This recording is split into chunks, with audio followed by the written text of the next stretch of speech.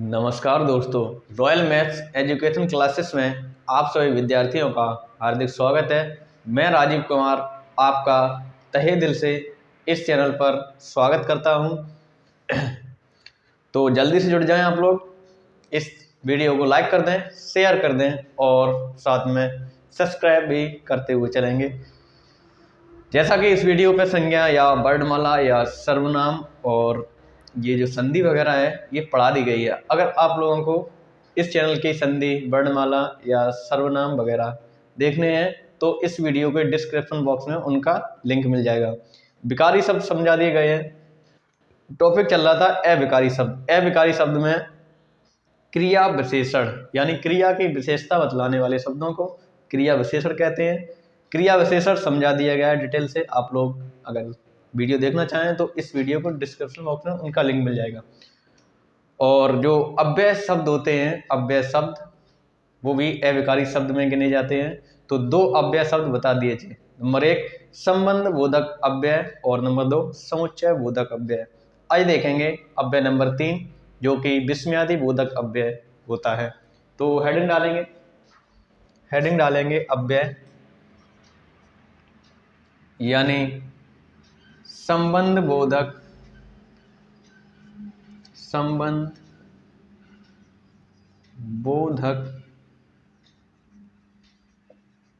अव्यय और समुच्चय बोधक अव्यय।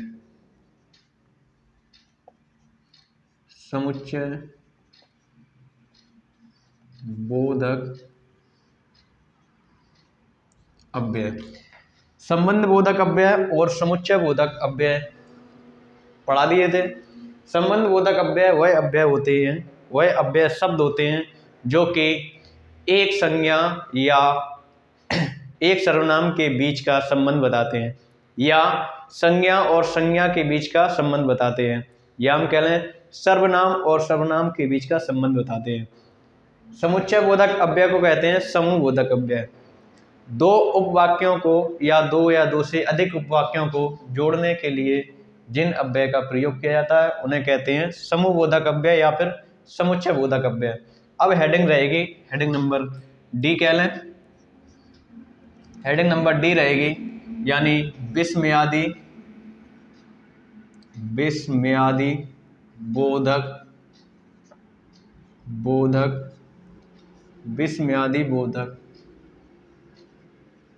अव्यय। हेडिंग रहेगी विस्मयादि बोधक अव्यय। अगला अव्यय का प्रकार है विस्मयादि बोधक अव्यय। तो विस्मयादि बोधक अव्यय की परिभाषा क्या होगी? विस्मयादि बोधक का मतलब होता है आश्चर्यचकित हो जाना, यानी आश्चर्यचकित होकर जो शब्द मुख से निकलते हैं उन्हें कहते हैं विस्मयादि बोधक अव्यय। तो इसकी परिभाषा लिखेंगे। परिभाषा रहेगी इसकी, आप लोग फटाफट से इस वीडियो को लाइक कर दें, शेयर कर दें। इसकी परिभाषा रहेगी आश्चर्य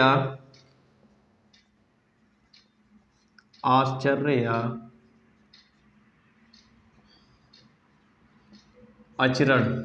आश्चर्य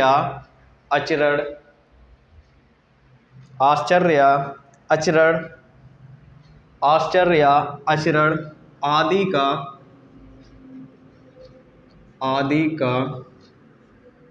बोध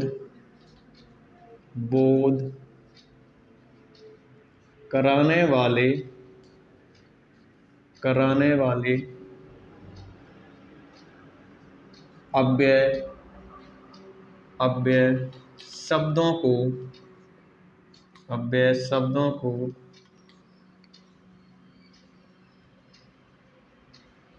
विस्मयादि बोधक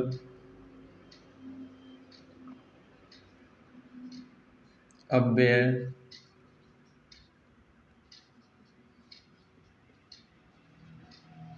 कहा जाता है।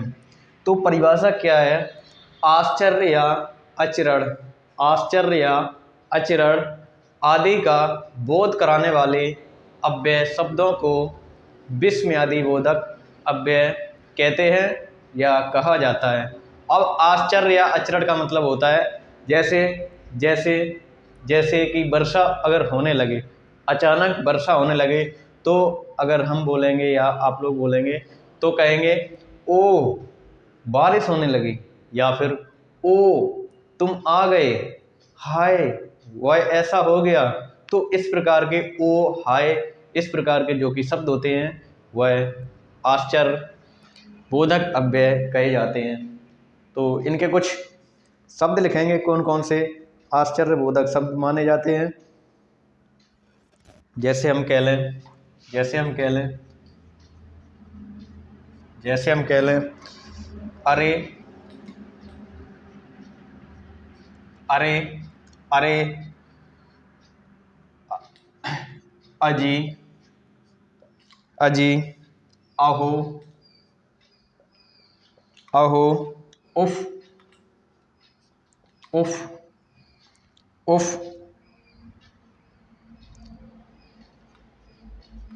धत, हफ हफ, शाबाश शाबाश, अरे वाह अरे वाह, याम कह लें वाह, याम कह लें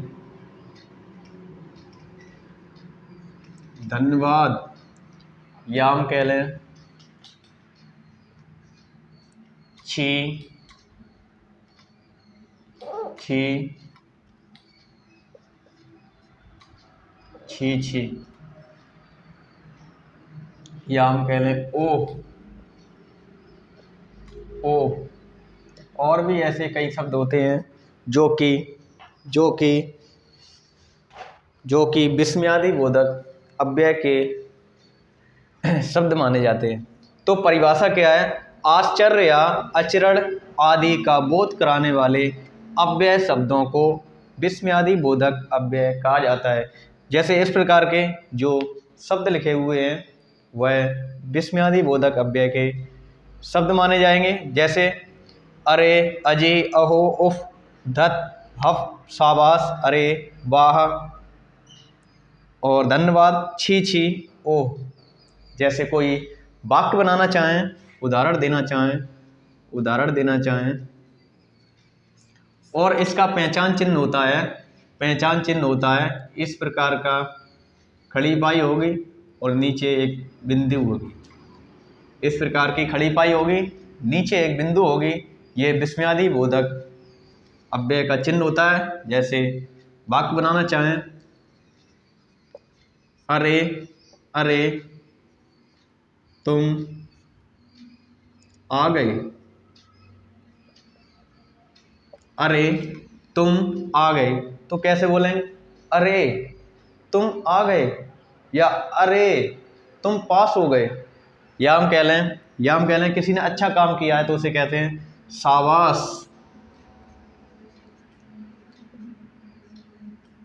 शाबाश, तुम जीत गए, शाबाश तुम जीत गए, शाबाश तुम जीत गए। या और भी कह लें उफ उफ, कितनी गर्मी है, उफ उफ, कितनी गर्मी है। और हम शब्द बना दें जैसे धन्यवाद धन्यवाद, आप आप आप पास हो गए, धन्यवाद आप पास हो गए। या कोई अच्छा काम करता है उसके लिए कहते हैं धन्यवाद तुमने ऐसा कर लिया, धन्यवाद शाबाशी देते हैं। या हम कह लें या नकारात्मक कह लें जैसे छी छी, तुम रो रहे हो।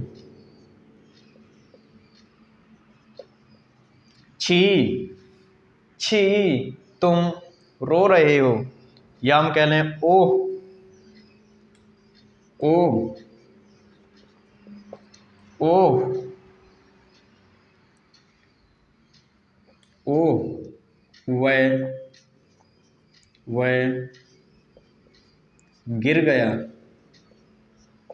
ओह, वह गिर गया। या हम कह लें वाह, वाह, वाह, आप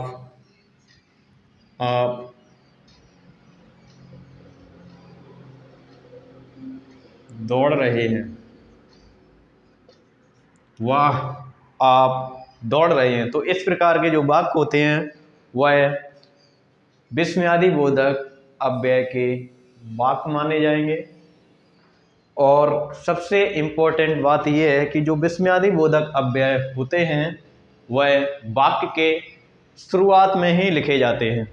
वाक्य के शुरुआत में ही लिखे जाते हैं। इनका पहचान चिन्ह होता है कि एक खड़ी पाई होगी और नीचे बिंदु होगी। तो इस प्रकार के जिस शब्द के पीछे या जिस वाक्य के पहले इस प्रकार का चिन्ह लगा होगा वह विस्मयादि बोधक अव्यय माना जाएगा। तो मित्रों, जैसे कि विस्मयादि बोधक अव्यय बहुत इंपॉर्टेंट था, इसलिए मैंने वीडियो के शुरुआत में ही डिटेल से समझाया है कि इसकी परिभाषा क्या होगी। आश्चर्य या अचरण आदि का बोध कराने वाले अव्यय शब्दों को विस्मयादि बोधक अव्यय शब्द कहा जाता है। विस्मयादि बोधक अव्यय शब्द कहा जाता है। जैसे कुछ प्रकार के हमने लिख दिए और एग्जाम्पल भी दिए हैं, यानी उदाहरण भी दिए हैं, वाक्य भी बनाकर दिए हैं। जैसे कि अरे, अरे, अचानक, अरे अचानक, तुम आ गए, अरे तुम आ गए। या शाबाश, शाबाश, तुम जीत गए, शाबाश, तुम जीत गए। या उफ, उफ, कितनी गर्मी है, उफ, कितनी गर्मी है। धन्यवाद, धन्यवाद, आप पास हो गए, धन्यवाद, आप पास हो गए। छी, तुम रो रहे हो, छी, तुम रो रहे हो। या फिर कोई गंदा व्यक्ति है उसे कह सकते हैं छी, तुम गंदे हो गए। या ओह, वह गिर गया। या कह लें वाह, आप दौड़ रहे हो। या वाह, तुम पढ़ रहे हो। तो इस प्रकार के जो कि वाक्य होते हैं वह विस्मयादि बोधक अव्यय होते हैं। आप लोग नोट कर लें या स्क्रीनशॉट ले लें।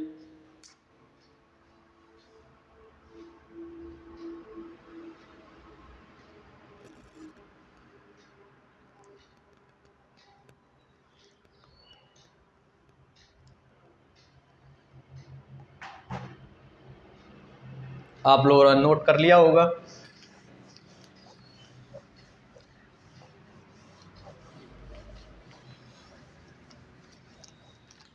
तो जितने भी अविकारी प्रकार थे, यानी 4 प्रकार थे अविकारी, तो वह सब खत्म हो चुके हैं। जैसे कि नंबर 1 क्रिया विशेषण, नंबर 2 संबंध बोधक अव्यय, नंबर 3 समुच्चय बोधक अव्यय और नंबर 4 अभी अभी बताया विस्मयादि बोधक अव्यय। मैंने वीडियो में कहा था जब ये अविकारी शब्द पढ़ा रहे थे कि एक शब्द निपात भी होता है, निपात को समझेंगे। तो अगली हेडिंग रहेगी निपात। हेडिंग रहेगी निपात, यह अलग से रहता है निपात। इसे भी समझेंगे ये क्या होता है निपात। हेडिंग डालेंगे निपात, हेडिंग डालेंगे निपात। वाक्य में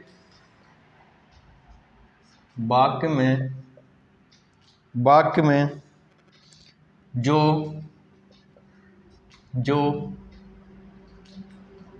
अव्यय किसी शब्द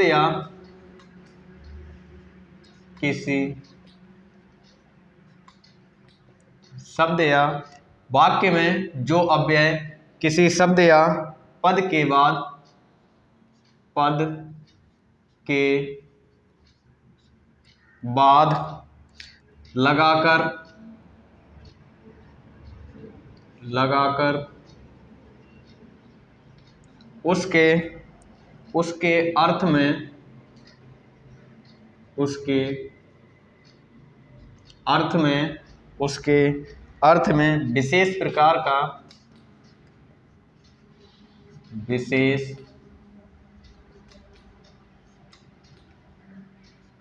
का बल या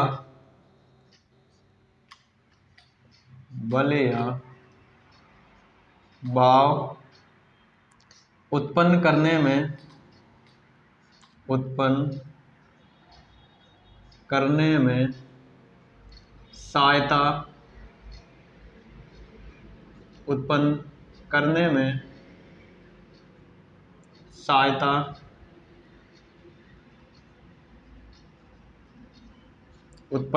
में सहायता करते हैं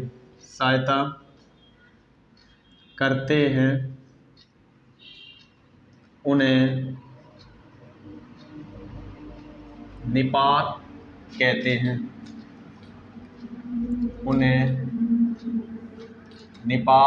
कहते हैं।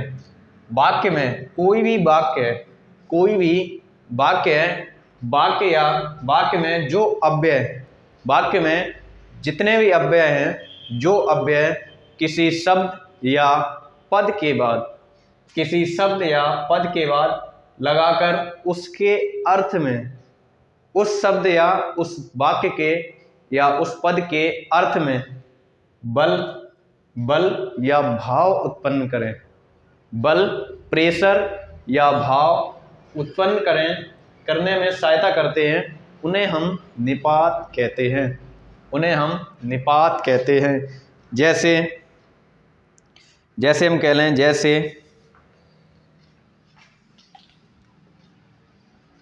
जैसे शब्द होता है तक या शब्द होता है मत या क्या या हाँ भी, या हम कह लें केवल, या हम कह लें जी, या हम कह लें नहीं, या हम कह लें ना, या हम कह लें काश। ऐसे और भी कई शब्द हैं जो कि निपात की श्रेणी में आते हैं।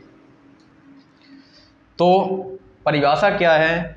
वाक्य में जो अव्यय किसी शब्द या किसी पद के बाद विशेष प्रकार का बल या भाव उत्पन्न करने में सहायता करते हैं, जो शब्द किसी शब्द या पद के बाद विशेष प्रकार का बल या सहायता करते हैं, बल या भाव की सहायता करते हैं, करने में सहायता करते हैं, उन्हें हम निपात कहते हैं। जैसे शब्द है तक, दूसरा शब्द है मत, तीसरा है क्या, हाँ भी, केवल, जी, नहीं, ना, या हम कह लें काश। इस प्रकार के जो शब्द होते हैं वह निपात कहलाते हैं।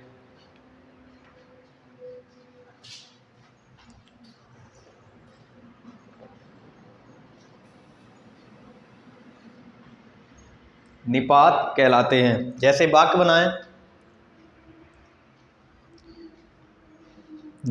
बनाएं, उदाहरण लिखें। गौरव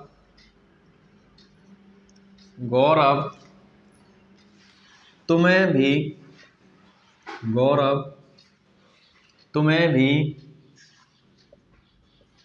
आना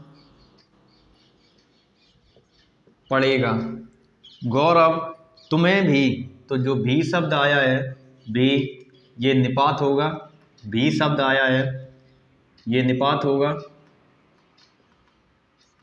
क्योंकि परिभाषा क्या कहते हैं? किसी शब्द या पद के बाद बल या भाव उत्पन्न करने में सहायता करते हैं।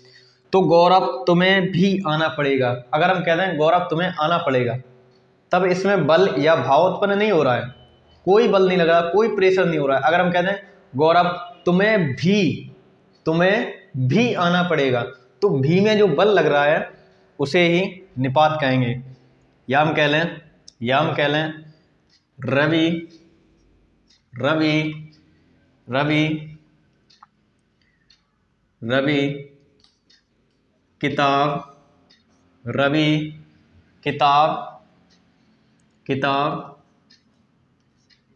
किताब मत लाओ। रवि किताब मत लाओ। रवि किताब मत लाओ। तो जो मत शब्द है वह निपात है। मत शब्द है वह निपात है। या हम कह लें आज तक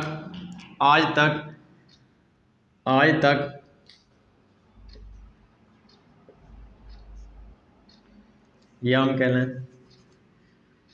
छात्र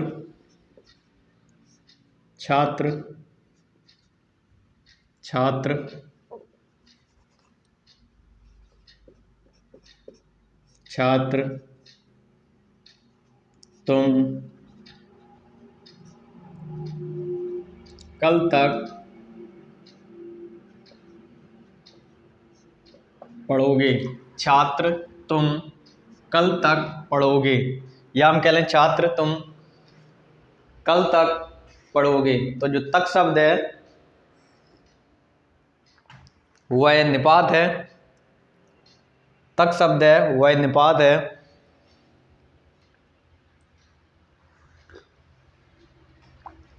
आप लोग नोट कर लें या स्क्रीनशॉट ले लें। तक मत क्या, हाँ भी केवल, जी नहीं ना काश।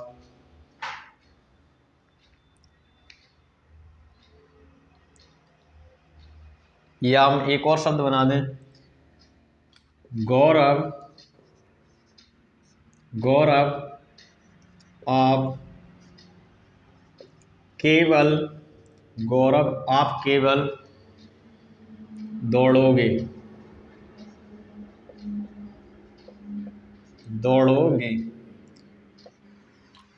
गौरव आप केवल दौड़ोगे। ठीक है, तो केवल शब्द है ये बल दे रहा है, प्रेशर दे रहा है, भाव उत्पन्न कर रहा है।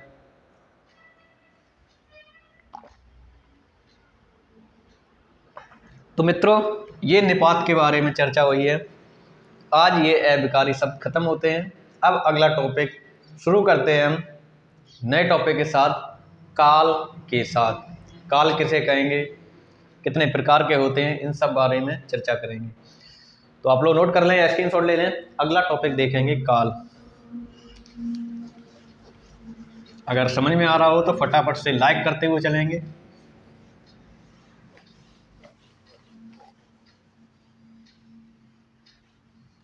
अगला टॉपिक रहेगा काल।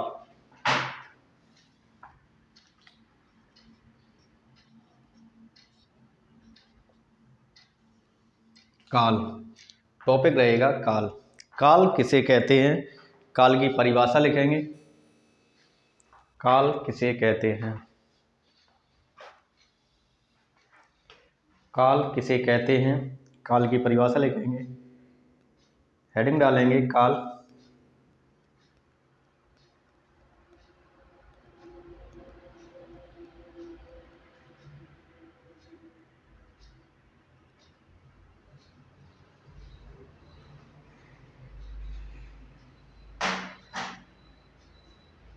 हेडिंग डालेंगे काल।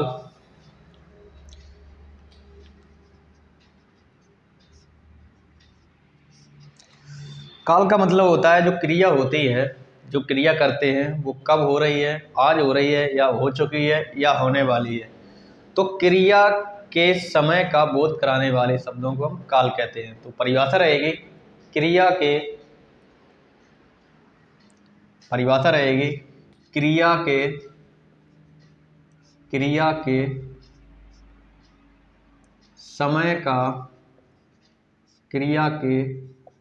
समय का बोध कराने वाले क्रिया के समय का बोध कराने वाले, क्रिया के समय का बोध कराने वाले या क्रिया के समय को, क्रिया के समय का बोध कराने वाले या क्रिया के होने का समय बताने वाले, ऐसे लिख लो। क्रिया के होने का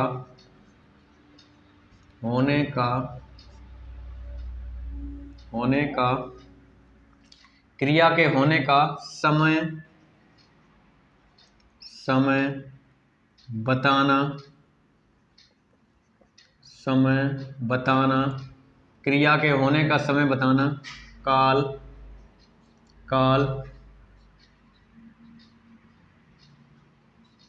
कहलाता है।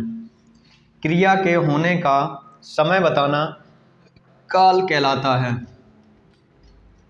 काल 3 प्रकार के होते हैं। काल 3 प्रकार के होते हैं। क्रिया के होने का समय बताना काल कहलाता है या टेंस कहलाता है। काल का मतलब ये होता है समय बताना, और किसका समय बताएंगे? क्रिया के होने का समय बताएंगे। काल 3 प्रकार के होते हैं। नंबर एक का नंबर 1 भूतकाल,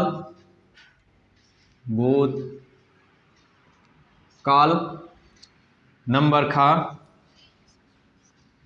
भविष्यकाल, नंबर खा वर्तमान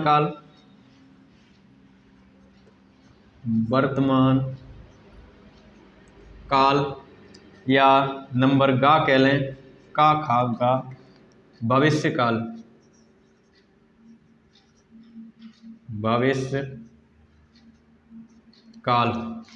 ये 3 काल होते हैं, ये 3 प्रकार के काल होते हैं। क्रिया के होने का समय बताया जा रहा है, तो कौन सा समय बताया जा रहा है? बीता हुआ काल या बीता हुआ समय या वर्तमान समय या आने वाला समय? तो हम कह सकते हैं भूतकाल को कहते हैं। भूतकाल को लिख सकते हैं जो समय बीत चुका हो।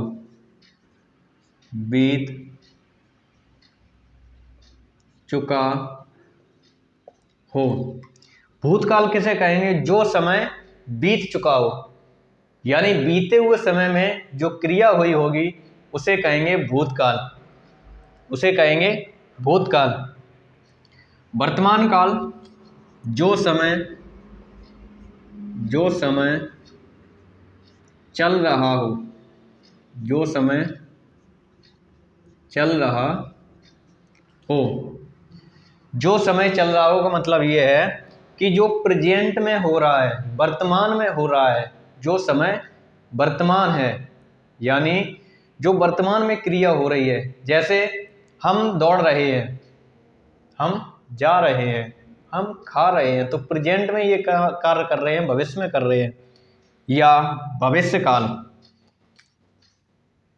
जो समय आने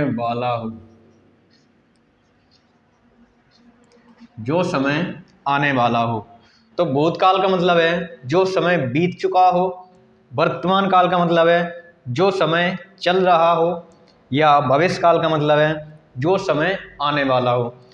तो जो समय बीत चुका है, जैसे हम कह सकते हैं, उदाहरण दे दें, राम खाना खा चुका है।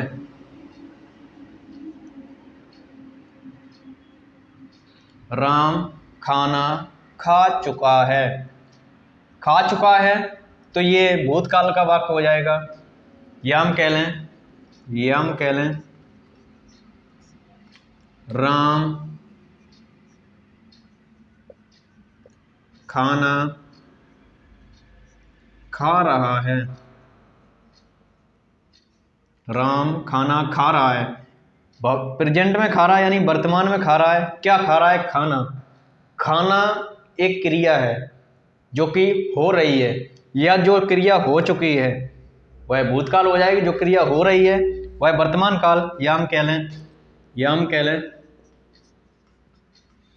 राम खाना खाएगा।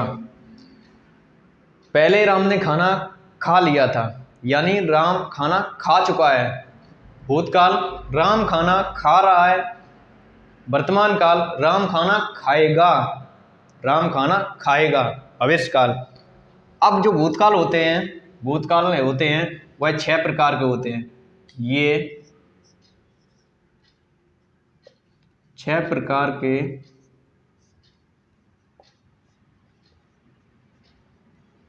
होते हैं। अब ये कौन कौन से 6 प्रकार के होते हैं वो इससे अगली वीडियो हम डिटेल से पढ़ाएंगे, एक एक प्रकार। भूतकाल होते हैं 6 प्रकार के, और वर्तमान काल की कहें तो ये 5 प्रकार के होते हैं। ये 5 प्रकार के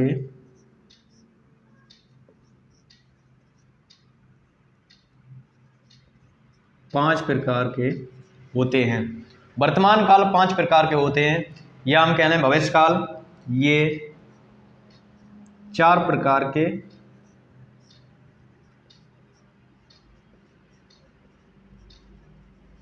होते हैं। तो मित्रों, हमने काल के बारे में चर्चा की है। काल किसे कहते हैं? क्रिया के होने का समय बताते हैं, उन्हें हम काल कहते हैं। काल 3 प्रकार के होते हैं, भूतकाल, वर्तमान काल, भविष्य काल। जो समय बीत चुका है उसे भूतकाल कहेंगे, जो समय चल रहा है उसे वर्तमान काल कहेंगे, या जो समय आने वाला है उसे भविष्य काल कहेंगे। भूतकाल 6 प्रकार के होते हैं। कौन कौन से होते हैं ये हम अगली वीडियो में डिटेल से पढ़ाएंगे, एक एक प्रकार। वर्तमान काल 5 प्रकार के होते हैं, कौन कौन से होते हैं ये भी अगली वीडियो में लेके आएंगे। और भविष्य काल भी 4 प्रकार के होते हैं। तो मित्रों, आज का ये सेशन आप लोगों को कैसा लगा कमेंट बॉक्स में कमेंट करके बताएंगे, और ज़्यादा से ज़्यादा शेयर कर दें, लाइक कर दें। तो चलते हैं, आज के लिए इतना ही। नमस्कार।